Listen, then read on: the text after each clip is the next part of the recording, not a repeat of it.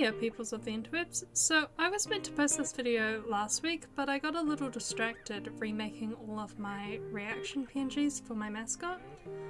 I just wasn't entirely happy with them, so I decided to change up the style a bit, and I really love them now. I think they're really cute, so I hope you guys like how they look. Regardless, this is part 2 of me drawing Pokemon as humans, and if the background didn't give it away, we're going to be drawing Ivysaur today. And in a similar fashion to my last video with Bulbasaur, this one is also going to be a redraw of an older art I did back in 2020, where I drew Ivysaur as a human, but like new and updated style-wise and design-wise and everything. But anyway, this drawing of Ivysaur took me about 4.5 hours to do altogether, and she was probably my favourite out of the 3 I've done so far, you know, Venusaur, Bulbasaur, Ivysaur. She's definitely very pretty by the end of it. I'm really glad I redid her drawing because I think her older design was my least favourite of the Pokemon as humans that I did, but now it's like my favourite one. She's very cool. I hope you like how she looks. But with that all out of the way, let's get started on the drawing. So you may notice that for this video I've got a little PNG tuber set up in the bottom right corner. We're going to see how it goes. I'm not sure if it's the most intuitive way to do things, the way I'm ending up doing it, but we're going to give it a go. Anyway, I've decided that for my Ivysaur redesign, I wanted to change her a lot more compared to my Bulbasaur drawing, where my Bulbasaur was more of just a complete like redraw. This one definitely got redesigned, as in her hair and her outfit have changed quite a bit compared to the old version. Her hair was really weird in the old one. I don't know what I was going for. I guess I was adding like the bulb flower thing on the back of her hair, but it just looks really odd. So what I've ended up doing instead is I've given her a really long braid with a scrunchie at the end that still has the flower and the leaves on it. That's not just the leaves plastered on there. It actually has a reason for being there. And I've also gotten rid of her hoodie that she had. She had like a crop top hoodie, and I've gotten rid of that. I thought it was just a bit too similar to my Bulbasaur one because he has a hoodie.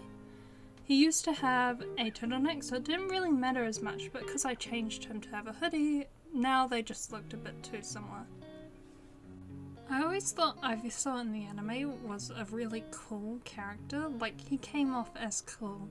So I really wanted to give her a really like cool, chill kind of vibe. Like she definitely doesn't give a shit about what people think, and I think that kind of fits with the vibe I was getting from Ivysaur in the anime.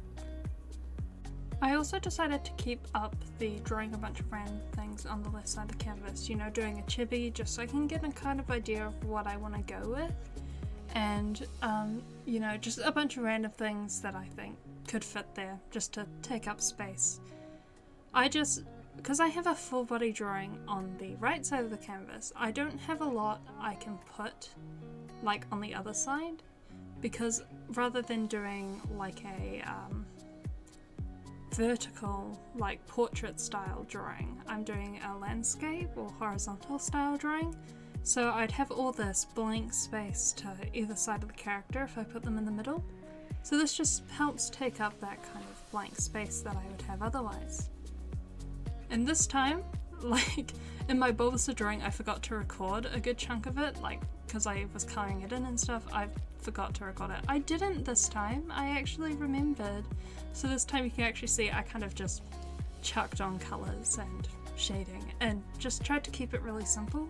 I didn't want to overcomplicate it and take away from the proper final drawing, so I just tried to keep things really simple and not detailed at all. So with Ivysaur's pose, I wanted to do something a little bit more interesting than the old version's pose. My old Ivysaur pose had her looking off to the side and was pretty bland. It didn't show off much of the character because you could only see one side of her. So I ended up facing her a bit more forward in the final drawing.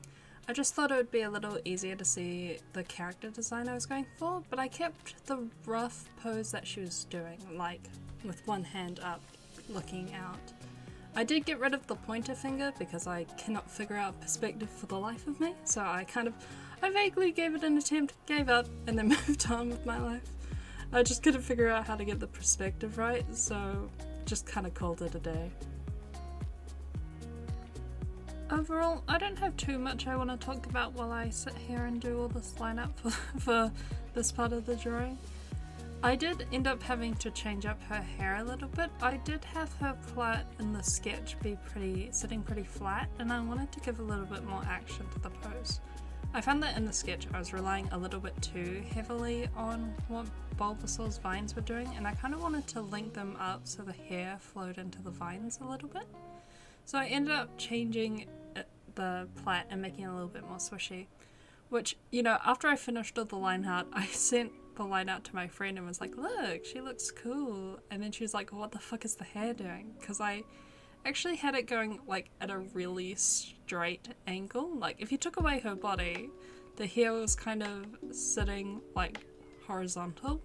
So I ended up having to move it a little bit just because it wasn't sitting right. But, you know, I got there in the end and we managed to get it fixed a bit.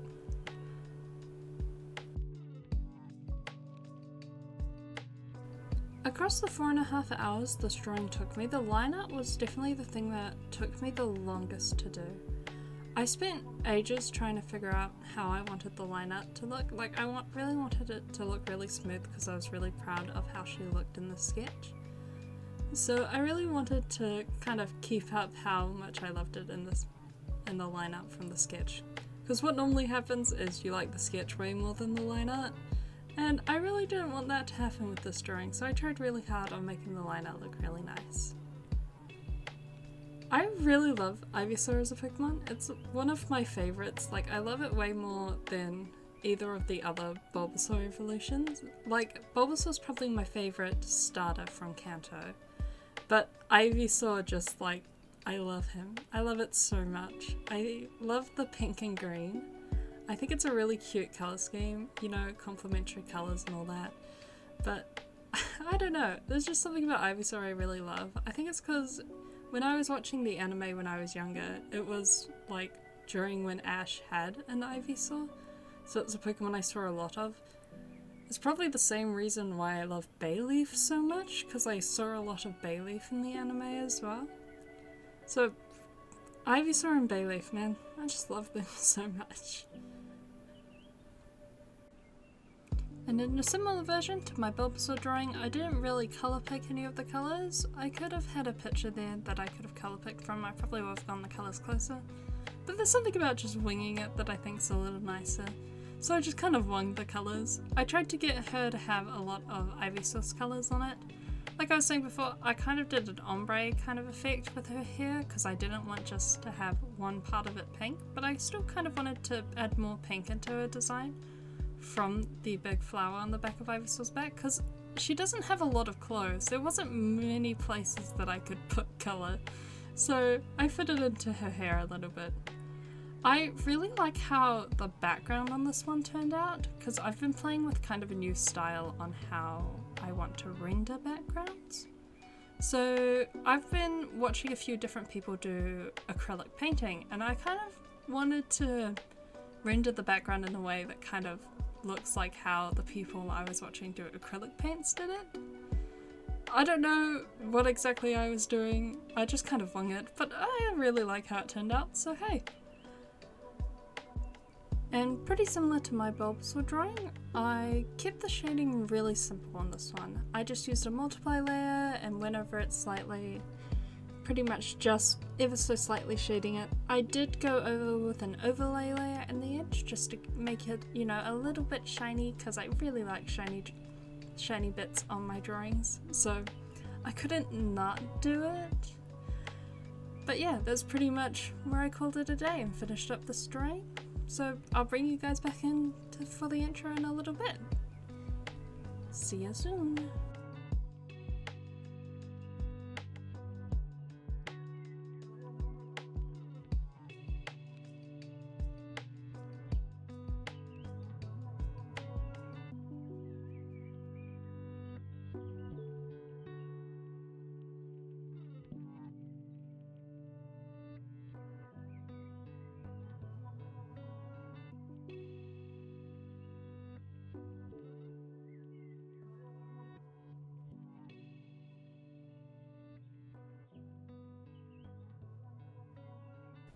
So yeah, that's it for this video. I hope you guys liked the kind of new style and stuff of things that I'm playing with. I might try to post again next week or the week after. I'm not quite sure whether I'm going to be posting once a week or twice a week.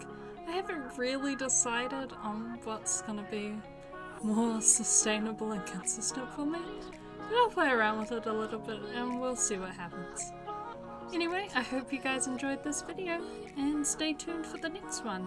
The next Pokemon as human should be Venusaur. I want to finish the line, so I don't know whether I'll do Mega Venusaur. At this stage I'm not going to, but you know, if enough people want me to do Mega Venusaur, maybe I could be convinced. Anyway, have a good rest of your guys' days. Bye bye bye.